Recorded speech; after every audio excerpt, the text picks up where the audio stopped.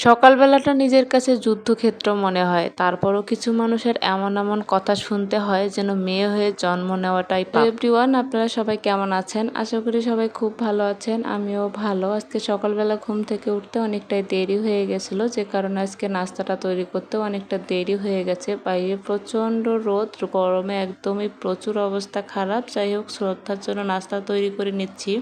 শ্রদ্ধা প্রতিদিনই একঘেয়েমি নাস্তা একদমই খেতে চায় না, তাই আজকে ওকে ডিম দিয়ে নাস্তাটা তৈরি করে দিলাম, যেটা অনেকটাও আনন্দের সহিত খায়।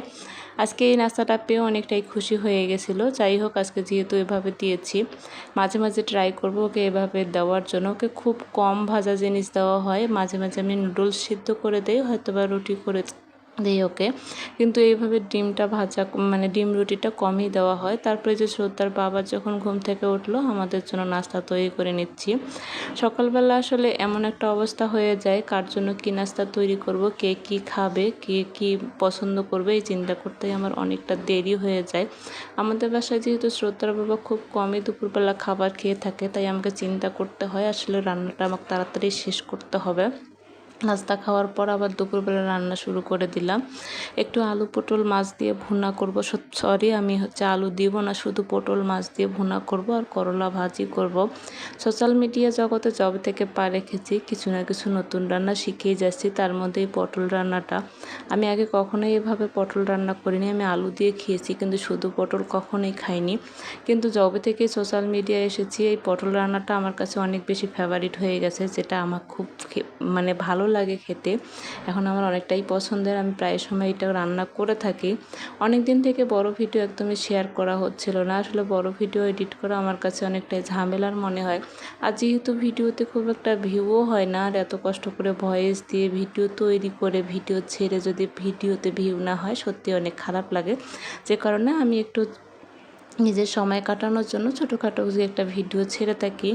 আমাকে একদমই ভিডিওতে আর কাজ করতে ইচ্ছা করে না, কারণ আমার পেজে একদমই কাজ করতে করতে অনেকটাই বিরক্ত লেগে গেছে। এখন মন বলে যে আমি কাজটা ছেড়ে দেব, কিন্তু ওই যে মায়া পড়ে গেছে জন্য একদমই কাজ ছাড়তে পারি না। মাঝে মাঝে এই পেজ, সংসার, বাচ্চা নিয়ে এমন একটা হিমশিম অবস্থায় পড়ে গেছি যে আমার নিজের বলতে সময় কিছু আছে বলে মনে হয় না। তারপরে কিছু কিছু মানুষ এমন করে টিটকারির ছলে বলে যেন সারাদিন বাসায় শুয়েই থাকি, ঘুমাই, রান্নাবান্না করি না। আকাশ থেকে রান্নাবান্না পড়ে যায়, বাচ্চাটাকে আকাশ থেকেই দেখাশোনা করে রেখে যায়, আর সমস্ত কাজ আকাশ থেকেই করে যায়। এমন একটা অবস্থা হয়ে গেছে, সমস্ত কাজ যেন আমার আকাশ থেকে ধুম করে ফেলে দেয়, সব কাজ হয়ে যায়। আমি সারাদিন শুয়ে থাকি, ঘুমাই, খাই আর মোবাইল নিয়ে পড়ে থাকি। আচ্ছা বলেন তো, একটা মেয়ের সংসারে সব কিছু থাকে, সেটা ছোট হলেও সংসার, বড় হলেও সংসার। আমার সংসারটা ছোট বলে কি আমার সংসারে কোনো কাজ নেই? কিছু কিছু মানুষের কথা শুনলে এত পরিমাণের কষ্ট লাগে, যেন মেয়ে হয়ে জন্ম নেওয়াটা সব থেকে পাপ। ছেলেদের হয়তো বা বাইরে কাজ করতে হয়, কিন্তু কখনো এভাবে টিটকারির শিকার হতে হয় না।